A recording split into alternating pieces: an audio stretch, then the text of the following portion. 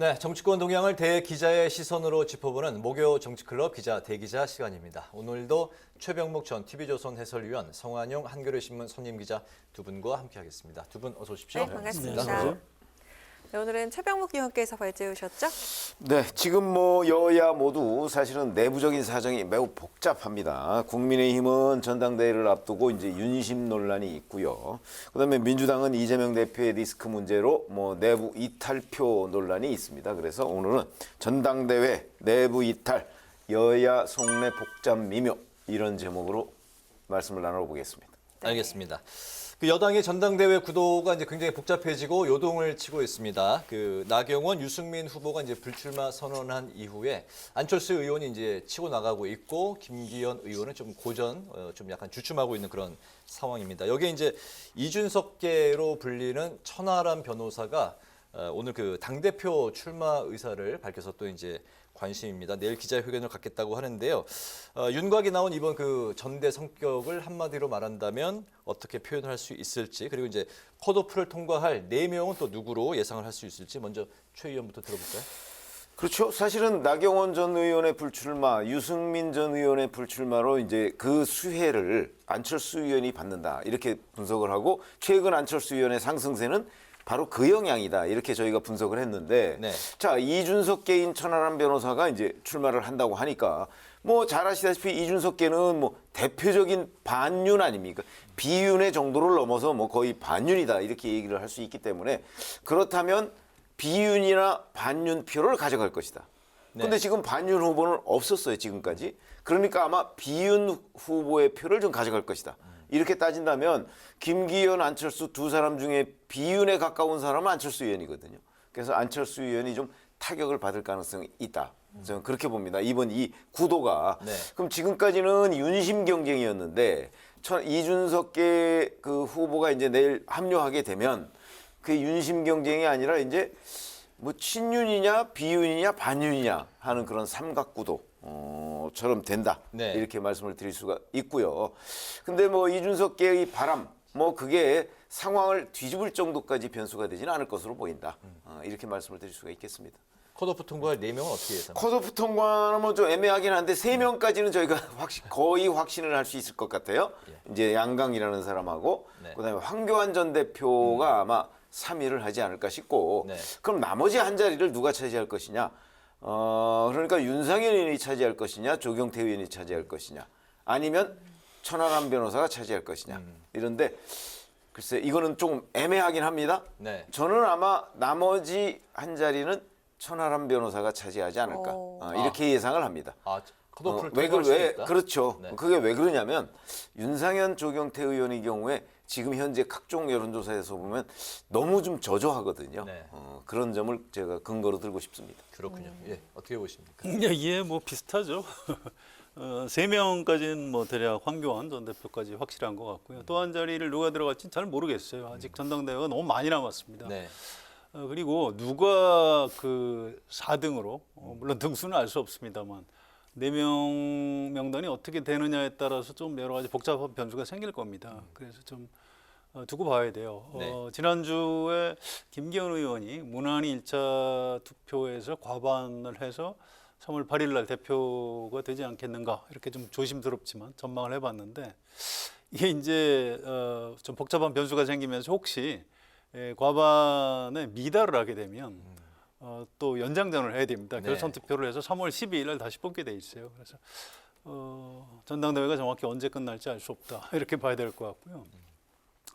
저는 김기현 의원이 좀 창피할 것 같아요. 누가 봐도 그 윤석열 대통령하고 윤핵관들이 김기현 대표 만들어주기를 지금 열심히 하고 있는데 처음에 이제 유승민 전 의원 좀 젖힌다고 그 경선 규칙까지 바꿨고요. 당원 네. 100%로. 그다음에 나경원 전 원내대표 갑자기 해임을 시켜버렸죠. 그래서 공개적으로 망신을 줬고. 그다음에 안철수 전 민주당 대표, 민주당에서 간 사람인데 지금 어떤 반윤 정서를 좀 타고 여론조사에서 강세를 보이는 것 같습니다. 그런데 오늘 오후에 거기 선대위원장을 맡고 있는 김영우 전 의원을 국민통합위원회 위원인데 해촉해버렸어요. 예, 어제 오늘 이제 윤핵관들이 아이고 김영우 전 의원은 왜 그 텔레비전 라디오 이런 데 나가서 뭐 윤석열 대통령에 대해서 좀 껄끄러운 소리를 자꾸 하느냐. 그리고 저런 사람이 어떻게 안철수 후보 캠프의 선대위원장을 하느냐. 네. 어떻게 국민통합위원장을 하는 건 잘못된 것 아니냐. 이렇게 저격을 했는데 오늘 오후에 국민통합위원회 그 위원장이 안철수 전 민주당 대표죠. 그분이 국민통합위원회를 해촉시켜 버렸어요. 그래서 이거 누가 봐도 야, 너무 심하게 김기현 대표 체제를 만들어 주려고 윤석열 대통령과 윤핵관들이 최선을 다하고 있구나. 이런 게 이제 모든 국민들이 지금 보고 있습니다. 그래서 이게 김기현 뭐 어떤 식으로 가든 김기현 대표 체제가 출범은 할 것 같은데 그 과정에서 좀 민심을 너무 좀 많이 잃어버리는 건 아닌가. 또 이제 전당대회를 이렇게 치르면 당 내에 또 후유증이 좀 있을 수밖에 없거든요. 이런 그 분열의 상처 이런 것들을 어떻게 좀 치유해 나갈 수 있을까.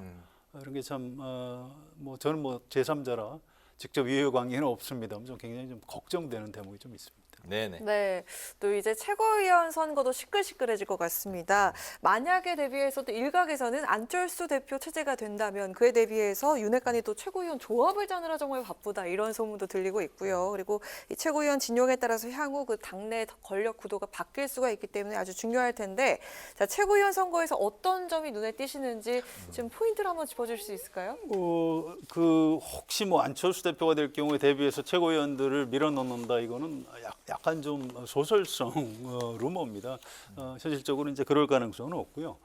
다만 대표가 최고위원들 중에서도 이른바 친윤 성향의 최고위원들이 많으면 당 지도부가 이제 의사결정을 하기가 쉽겠죠. 또 공천에서 아무래도 이제 국민의힘에 좀 뭐라고 그럴까요? 충성도가 높은 사람, 또 윤석열 대통령을 잘 도와줄 수 있는 사람, 이런 사람들을 공천을 해야 되는데 그런 의사결정 과정에서 아무래도 최고위원들이 이른바 친윤 성향의 정치인들이 많이 들어가면 편하겠죠. 그래서 이제 최대한 밀어 넣으려고 하는데 이건 굉장히 복잡합니다. 일단 8명 정도로 컷오프를 한 다음에 최종적으로는 5명인데 그중에 1명은 또 청년 최고위원을 네. 뽑게 돼 있어요. 그래서 후보 등록을 내일까지 하기 때문에 누가 후보 등록을 했는지 좀 정확히 봐야 됩니다. 다만 지금 전체적인 당내 분위기로 봐서는 역시 친윤석열 성향의 최고위원 후보들이 다수가 최고위원으로 들어가지 않겠는가 이렇게 예측할 수가 있을 것 같습니다. 네. 네. 우리가 민주당 그 작년 8월이죠. 대표 선거에 봤을 네. 때도 대부분의 최고위원 후보들이 친 이재명을 자처하고 나섰어요. 그렇죠? 그때 아마 보시면 아시겠지만 그 선거 캠페인을 할 때 내가 이재명을 지키겠다. 뭐 이런 그 공약을 한 사람들이 굉장히 많았거든요. 근데 그때 이재명 대표가 77%가 넘는 득표율로 당선이 됐어요. 그러다 보니까 당연히 최고위원들도 친명계 거의 일색으로. 그러니까 쉽게 따지면 고민정 의원 빼놓고는 대부분이 그냥 약간의 거리만 있지 다 네. 친명계다. 이럴 정도로 거의 친명계 일색의 최고위원이 됐거든요. 그런 사례에서 보듯이 국민의힘도 저는 비슷할 거라고 봅니다. 그러니까 지금 김기현 의원 같은 경우 또는 안철수 의원 같은 경우는 자기랑 그 이렇게 일종의 러닝메이트 비슷하게 해서 이제 김기현 의원 같은 경우는 이제 친윤계 최고위원을 다수를 만들기 위해서 노력을 할 것이고 안철수 의원은 안철수 의원대로 또 자기와 가까운 사람들이 최고위원에 대거 당선될 수 있도록 할 텐데 지금 안철수 의원과 김기현 의원은 승부를 예측하기 어렵잖아요. 이렇게 되니까 최고위원 누구랑 이렇게 짝을 짓더라도 아마 당선이 보장되기는 어려울 겁니다. 그러니까 작년 민주당 전당대회와는 상당히 다른 양상을 보일 것이다. 이렇게 생각합니다. 이런 측면이 있어요. 이준석 전 대표가 네. 지난 대선을 치르는 과정에서 당원들을 많이 가입을 시켰고요. 또 윤석열 대통령하고 갈등을 빚는 과정에서도 당원 가입 운동을 막 벌였습니다. 네. 그래서 이제 그때 들어온 책임 당원들이 지금 당심이 어떻게 형성되는지 정확히 잘 모른다고 그래요. 당직자들 얘기는. 네. 네. 그래서 지금 이제 이준석 전 대표가 좀 공개적으로 지원하는 최고위원 후보들이 있습니다. 허은하 의원 후원회장을 맡았죠. 네. 또 이기인 경기도 의원 최고위원 출마했는데 이분은 아예 뭐 공개적으로 이제 그 지지하다시피 SNS에 올리고 있습니다. 네. 또 김용태 전 최고위원 이런 분들은 뭐 대표적으로 이준석계로 알려져 있습니다. 이제 이런 분들을 상대로 막판에 이른바 이제 이준석 전 대표가 이제 좀 집중력을 발휘해서 지원을 할 경우 의외로 이제 이런 분들이 선전을 할 가능성은 좀 남아 있는 것 같습니다. 알겠습니다. 그런가 하면 이제 김건희 여사 특검을 위해서 민주당이 로텐더홀 밤샘 농성 그리고 이제 오늘은 본회의 패스트트랙을 또 이제 들고 나왔습니다. 이제 그리고 이제 2월 국회에서 이상민 장관 탄핵안 그리고 이제 이번 주말 대규모 장외 투쟁까지 이제 예고돼 있는데요. 대여 공세 분위기가 사뭇 이제 아주 거세지고 있는 상황입니다. 이런 그 배경이 무엇이고 또 역풍은 없을지 역풍은 또 예상되는지 두 분의 또 예상 들어볼까요? 결국은 이재명 대표에 대한 사법 리스크, 이거에 대한 역공, 민주당 차원의 역공이라고 볼 수가 있겠죠. 네. 근데 잘 아시다시피 사실 뭐 이상민 장관 탄핵이나 김건희 여사 특검이나 이런 부분은 통과될 가능성이 거의 없다고 봅니다, 저는. 그게 왜 그러냐면 법사위원장이 국민의힘 소속이기 때문에 아마 실질적으로 굉장히 어려울 것이다. 그래서 사실은 약간은 뭐 비합법 투쟁 비슷하게 지금 이제 민주당이 뭐 농성이라든가 장외투쟁 쪽으로 가고 있는 거죠. 저거는 아마 이제 여론전을 펴서 그 여론의 힘으로 국회의원들을 좀 움직이겠다. 아마 이런 발상으로 보이는데 현재 이재명 대표의 사법 리스크가 검찰 수사가 진전이 되면서 저는 오히려 검찰 수사로 드러나는 여러 가지의 사항들이 오히려 그 국민들의 지지를 공감을 얻고 있다고 생각을 하거든요. 그렇기 때문에 민주당의 저런 정치적 역공 오히려 아마 별로 크게 도움이 되지 않을 것이다. 이재명 대표를 위해서. 그리고 자칫 잘못하면 부작용만 나을 가능성이 있고 이게 사실은 계속해서 시간이 흐를수록 검찰의 수사는 더욱더 진전이 될 텐데 그러면 이제 장외투쟁이나 뭐 이런 것들이 무슨 의미가 있을까 싶은 생각이 들어요. 왜냐면 어차피 기소를 할 거기 때문에 그런 판단이 듭니다. 이상민 장관 탄핵안은 이제 다수 의석으로 가결 가능성도 있고 그렇게 되면 이제 직무 정지로 들어가는 거죠. 아니 그렇게 되면 이제 헌재로 네. 넘어가야 되잖아요. 네. 근데 헌재에 가서 국회 법사위원장이 그 소추인이 된단 말이죠. 근데 법사위원장이 그 헌재에 가서 그거 할 수 있겠습니까? 그러니까 그런 점으로 보면 네. 국회에서 뭐 통과해 시킬 수가 있을지 몰라도 문제는 거기에도 또 위법 행위가 있어야 돼요. 탄핵은 그냥 해임건의안하고 다릅니다.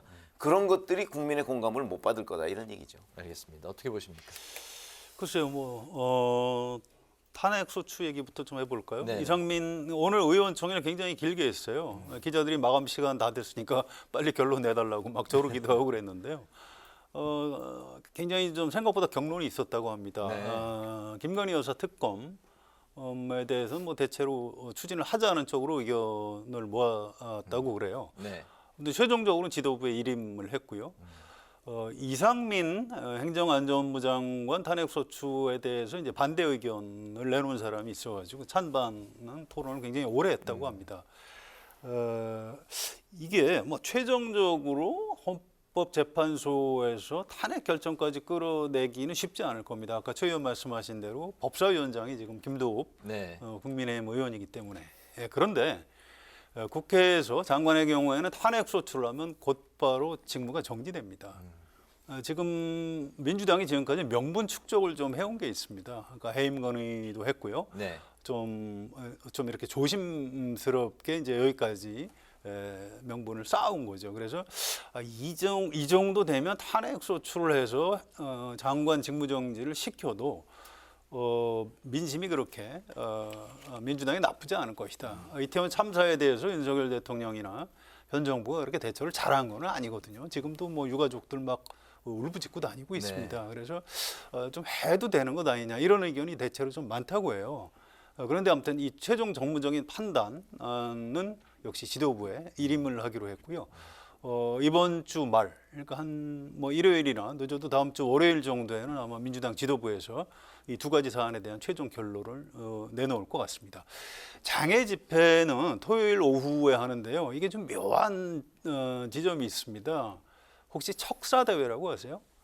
어떤 건가요? 잘 모르실 겁니다. 이게 윷놀이를 척사대회라고 하는데요. 이 지역구 의원 정치인들은 굉장히 중요한 행사입니다. 정월 대보름에 윷놀이를 하는 건데 이 당원들이 모여서 이제 식사도 하고 이렇게 합니다. 뭐 옛날에는 가서 국회의원들이 뭐 돈봉투도 놓고 그랬는데 지금은 이제 정치자금법 위반 때문에 그렇게는 못 하고 가서 이제 논도장을 찍어야 돼요. 그 고참 당원들 같이 좀 놀아주기도 하고. 네. 대부분 4일 날 잡혀 있습니다. 그 일정이 되고. 근데 이제 장애 집회를 그래서 오후에 이거 나 지금 지역구에 척사대회 한 10군데를 가야 되는데 여기를 지금 어떻게 가야 되느냐 이런 고민들이 있는데 4일이면 이제 토요일이네요. 네. 그렇습니다. 그래서 좀 민주당 의원들이 고민을 했는데 척사대회가 물론 중요하죠. 그런데 당원들 분위기가 지금 척사대회가 중요한 게 아니고 우리 좀 나가서 좀 야당 탄압 뭐 이 민주당 당원들한테 그런 유전자가 좀 있습니다. 워낙 옛날에 야당도 오래 하고 해가지고요. 의원님 우리 나갑시다. 이제 이런 당원들이 점점 많아진다고 해요. 그래서 물론 이제 중앙당에서 이렇게 인원 동원 할당도 하고 뭐 이렇게 했습니다만 실제 현장의 그 당원들 분위기는 이 집회에 좀 적극적으로 참여하는 게 좋겠다. 그래서 의원들도 점점 이렇게 참여하는 쪽으로 이렇게 선회를 하고 있고요. 뜻밖의 토요일 날 서울 시내 한가운데 좀 민주당 당원들이 좀 많이 모일 것으로 예상이 됩니다. 네. 네. 자, 이재명 대표 체포동의안이 국회로 넘어온다면 부결될지 가결될지 전망을 해보도록 하겠습니다. 그 민주당 내부에서도 100% 자신을 못하는 분위기라고 감지가 되고 있는데요. 민주당뿐 아니라 정의당 등 다른 그 정당과 또 무소속 의원들까지 해가지고 그 찬성표가 35표만 나와도 체포동의안이 통과가 되는 거 아니겠습니까? 그 민주당의 이탈표가 어느 정도 나올지 예상을 좀 해볼까요? 그건 아닌 것 같아요. 저도 궁금해서 민주당 의원한테 물어봤어요. 네, 아니 노웅래 어떻습니까? 의원 때 부결됐는데 이재명 대표가 가결된다는 얘기를 도대체 누가 한 거냐 그랬더니 그게 사실은 이 방심을 하다 당하는 수가 있기 때문에 내부 단속용으로 일부러 그런 얘기를 좀 흘렸다고 합니다. 그래서 끝까지 방심하면 안 된다 이런 얘기고요. 상식적으로는 이재명 대표 체포동의안은 뭐 부결된다고 보시는 게 맞을 겁니다. 이게 만약에 가결될 경우 민주당이 안아야 되는 부담이 너무 크거든요. 뭐 이재명 대표를 끌어내고 뭐 다른 사람이 비대위원장을 하고 뭐 이렇게 할 수 있는데 지금 민주당이 이제 그런 걸 지금 정비해낼 수 있는 사정이 못 됩니다. 대선하고 이제 지방선거 패배 이후에 상처가 아직도 크기 때문에. 네. 그래서 일단 부결시킬 걸로 봐야 되고요. 그다음에 정의당이 지난번에 노웅래 의원의 경우에는 가결 쪽으로 당론을 모았습니다. 그런데 이번에 어떻게 결정을 할지 모르겠어요. 좀 두고 봐야 되고요. 또 지금 무소속 국회의원이 7명이 있는데 말 그대로 무소속이 아니고요. 다 민주당이었다가 탈당한 무소속 의원들입니다. 네. 그중에 6명이요. 예를 들어서 뭐 김진표 국회의장도 그렇고요. 김홍걸, 민형배, 박완주, 양정숙, 양향자, 전원이네요.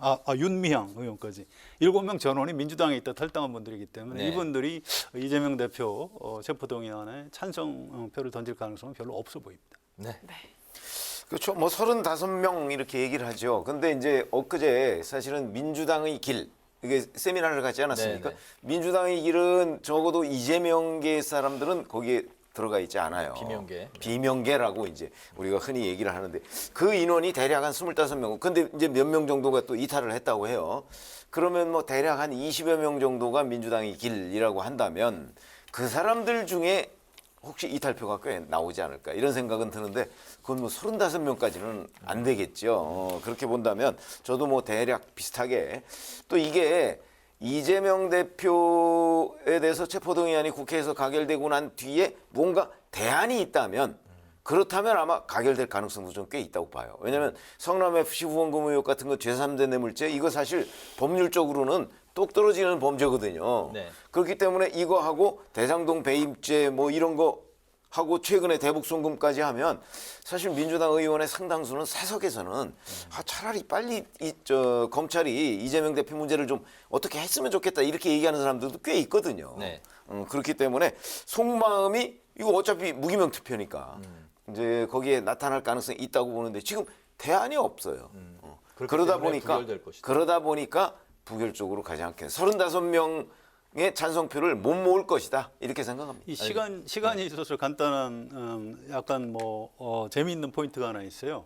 자, 이거 무기명 투표입니다. 국민의힘 의원들이 전원 찬성할까요? 그것도 참 재미있는 지점이에요. 오히려 국힘 쪽에서 이탈표가 나올 수 있다. 이탈표라기보다도 사실은 이재명 대표를 그냥 두고 총선 치르는 게 유리하다고 봅니다. 국민의힘 쪽에선 그렇게까지 좀 과도하게 계속 머리를 이슈를, 쓰는 분들은 예, 계속 이슈를 누가 끌고 와서. 부결을 시킨 건지 반대표를 던진 건지 모르기 때문에 네. 그런 이탈표도 이론적으로는 가능합니다. 어쨌든 이제 부결 쪽으로 더 말씀을 그렇습니다. 하시는 거네. 알겠습니다. 그 대통령 그 비서실 이재명 부대변인이 해외 순방 일정 유출에 대한 그 책임을 지고 사퇴를 하면서 현재 대통령 대변인실이 이제 공석인 상태인데요. 그렇기 때문에 요새 그 용산 기자들 사이에서 대통령실 취재가 안 된다. 그리고 입장 확인이 안 돼서 기사 자체를 쓰기가 참 어렵다 이런 이제 불만의 목소리가 나오고 있는 상황이라고 합니다. 대통령실의 공보와 소통 두 분 지금 어떻게 바라보고 계실까요? 근데 기자들이 그런 불만을 갖는다는 게 저는 잘 이해가 안 돼요. 왜 그렇습니까? 아니 왜냐하면 기자들이 꼭 대변인과 부대변인한테만 취재하나요? 그건 아니거든요. 저희 기자 할 때는 대변인과 부대변인 얘기는 듣고 싶지가 않아요. 왜 그러냐면 예. 그 사람들은 공식적으로 뭐 대통령이나 뭐 아니면 관계자들 그냥 공식적으로 대변하는 거예요. 근데 그거는 그렇게 중요한 뉴스거리가 아니거든요. 그런 점에서 본다면 기자들이 취재원을 개발을 해야죠. 다만 윤석열 대통령이 지금 대변인 공석이죠. 거기다가 부대변인 사퇴시켰죠. 그럼 대변인, 부대변인이 없으면 그 기자들이라는 게 결국은 국민을 대신해서 질문을 해주는 건데 아마 그런 기자들과의 관계는 굉장히 소원해지는 것 아닌가 이런 생각이 들어서 네. 저는 대통령이 하루빨리 뭐 물론 지금 대변인 뭐 후임자 물망에 오르는 사람이 있습니다만 네. 하루빨리 대변인 부대변인을 채우고 그다음에 기자회견도 자주 갖고 뭐 이렇게 하는 것이 바람직하다 이렇게 말씀을 드리겠습니다. 네. 예, 전적으로 맞는 말씀이에요. 이게 윤석열 대통령이 확실히 정치인이 아니라서 그런지 이 홍보, 공보, 소통의 중요성을 조금 잘 모르시는 것 같아요. 그러니까 검찰총장을 할 때 대검찰청에 공보관이 있거든요. 이 사람은 사실은 그냥 검찰총장에 부하입니다. 그냥 시키는 대로 그냥 발표만 잘하면 되는데 대통령의 입 역할을 하는 대변인 또 대변인의 장급자죠 홍보수석 이 사람들은 굉장히 중요한 참모예요. 이거는 그 대통령제 국가인 미국에서도 공보 라인이 굉장히 파워가 센 사람들을 네. 갖다 인사를 합니다. 그런데 지금 이 정부 들어서 가지고 대변인이 처음에 강인선 대변인이었는데 너무 힘들다고 해서 이제 해외 홍보 비서관으로 이제 좀 이동시켰고요. 그래서 이제 이름이 또 야당 민주당 이재명 대표하고 똑같아서 분명히. 이재명 그럼 기자들이 일단 깜짝 놀라죠. 아, 이게 민주당 네. 대표인가? 그런데 그게 아니고 부대변인. 근데 이분을 대변인을 시켜야 될 것 같은데 안 시켰어요. 그래서 이제 기자들끼리는 이게 민주당 이재명 대표하고 이름이 같아서 안 시키는 것 아니냐 뭐 이런 얘기도 있었고요. 나오군요. 예, 뭐 여러 가지 뭐 약간 억측도 좀 있었는데 이분이 이제 최근에 정보 유출 사건으로 이제 사퇴를 했죠. 그래서 지금 후임자를 고르고 있고요. 홍보수석도 처음에 최영범 수석이 하다가 이제 지지율이 폭락하면서 이제 특보로 물러나고 김은혜 전 의원이 지금 홍보수석을 하고 있죠. 이렇게 사람을 자꾸 바꾼다는 거는 그 분야에 뭔가 좀 문제가 있다는 겁니다. 그래서 아직도 이제 윤석열 대통령이 공보, 홍보 이쪽에 대한 좀 개념이 좀 부족한 것 같아요. 그러니까 출근길 회견 중단한 다음에 지금 다시 재개 안 하고 있죠. 인터뷰도 조선일보하고 했으면 좀 다른 신문하고 또 했으면 좋겠는데 그것도 안 하고 있죠. 또 MBC 기자 전용기 안 태웠다가 그 이제 지금까지 뭐 후유증이 좀 남아 있고. 네. 그래서 이제 이런 부분을 안정시키려면 인사를 잘 해야 되거든요. 그래서 뭐 홍보수석은 뭐 김은혜 전 의원이 당분간 하겠습니다만 대변인하고 비서관들을 좀 강팀으로 앉히는 게 좀 좋을 것 같다는 생각입니다. 알겠습니다. 네. 네, 자 오늘 한 줄 논평 마무리하도록 하겠습니다. 먼저 최 의원님부터 들어볼까요? 뭐 저희가 지금까지 그 국민의힘 대표 경선과 관련한 이런저런 얘기들을 해봤는데 나경원 전 의원, 유승민 전 의원 뭐 다 불출마했고요. 그 나경원 전 의원의 경우에는 대통령실의 압박이 크게 작용한 것으로 뭐 그건 천하가 다 아는 사실이 네. 됐습니다. 거기다가 이번에는 이제 안철수 의원의 선대위원장을 뭐 국민통합위원회에서 해임하고 이러면서 또 다시 이제 그러면 안철수 의원까지 압박하나 하는 생각이 드는데 그러다 보니까 이제 친윤계 대통령은 침묵하고 있고 친윤계가 지금 앞장서서 이런 일들을 벌이고 있거든요. 그래서 오늘 한 줄 논평은 친윤계의 전당대회 도박으로 하겠습니다. 네. 네. 예, 좀 전에 얘기하던 윤석열 대통령의 공보 라인과 관련해서 말씀을 간단히 드릴게요. 이게 사실 그 검사는 갑입니다. 또 검찰총장은 슈퍼갑이죠. 그런데 선출직 공직자는 을이에요. 유권자인 국민이 갑입니다. 그래서 국회의원들이 그렇게 좀 세 보이지만 지역구 유권자들 앞에서는 벌벌벌벌 하는 겁니다. 사실은 대통령이 국민한테 국정 현안을 어떻게 홍보하고 어떻게 설명할 것인가, 이 갑을 관계로 보면 국민이 갑이고 대통령이 을입니다. 그래서 공보 라인 인사 개편을 앞둔 윤석열 대통령께 이 말씀을 꼭 드리고 싶습니다. 국민이 갑, 대통령은 을이다.